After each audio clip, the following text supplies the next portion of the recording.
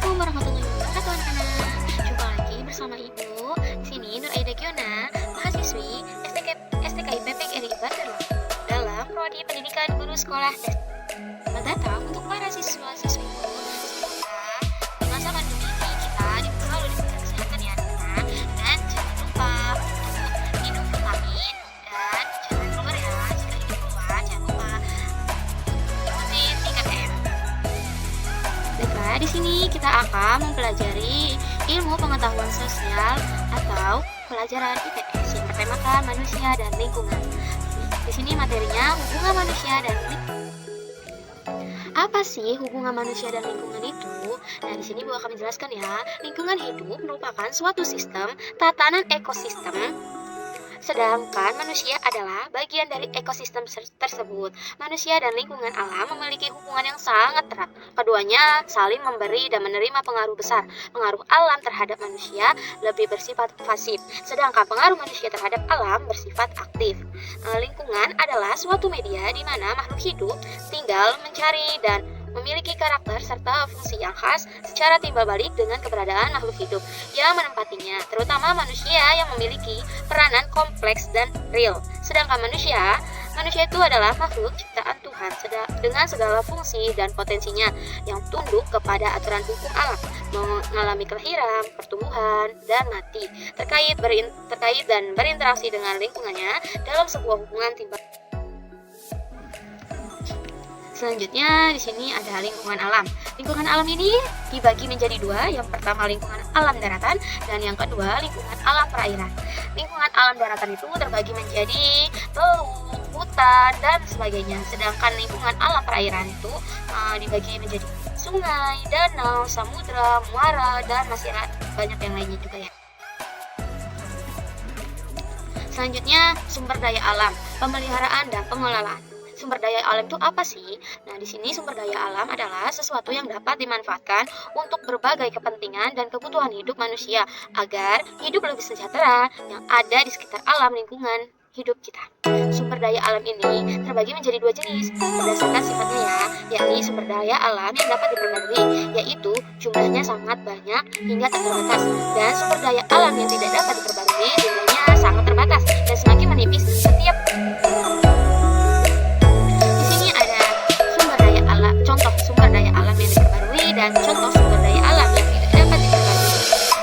Sumber daya alam yang dapat diperbarui itu ada air, matahari, tumbuhan, tanah, dan lain sebagainya. Sedangkan sumber daya alam yang tidak dapat diperbarui itu ada gas alam, batu bara, minyak.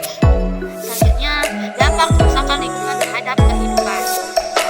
Dampak ini tuh dibagi menjadi 4. Yang pertama, dampak pemanfaatan sumber daya alam. Yang kedua, dampak pengalihan fungsi lahan. Yang ketiga, dampak pencemaran lingkungan terhadap kesehatan. Dan yang terakhir, dampak lingkungan sampah. Di sini ada dampak pemanfaatan sumber daya alam. Di sini juga dampak ini dibagi menjadi bagian. Yang pertama sumber daya hutan, yang kedua sumber daya lahan, yang ketiga sumber daya mineral, dan yang terakhir sumber daya air. Contoh dari sumber daya hutan itu ada bubur, hidrogen, sabana, dan masih banyak yang lainnya. Terus yang kedua, sumber daya lahan itu ada geologi, flora, fauna, dan masih banyak yang lainnya. Contoh sumber daya mineral itu ada air mineral, yang dimana air mineral ini terdapat dari pegunungan ya airnya. Terus yang selanjutnya sumber daya air. Sumber daya air ini contohnya itu siklus hidrologi. Selanjutnya ada dampak pengalihan fungsi lahan, di mana perubahan pada suatu variabel sumber daya alam akan menyebabkan terjadinya perubahan proses pada lingkungan dan dalam jangka waktu tertentu perubahan proses yang seimbang. Misalnya perubahan penggunaan lahan dari kawasan vegetasi menjadi tulang tanah yang bererosi. Yang ketiga, dampak pencemaran lingkungan terhadap kesehatan. Dampak ini dibagi menjadi 3 ya. Dampak udara, di mana dampak ini berkaitan dengan komponen pencemaran udara, yaitu gas karbon monoksida, nitrogen oksida, sulfur oksida,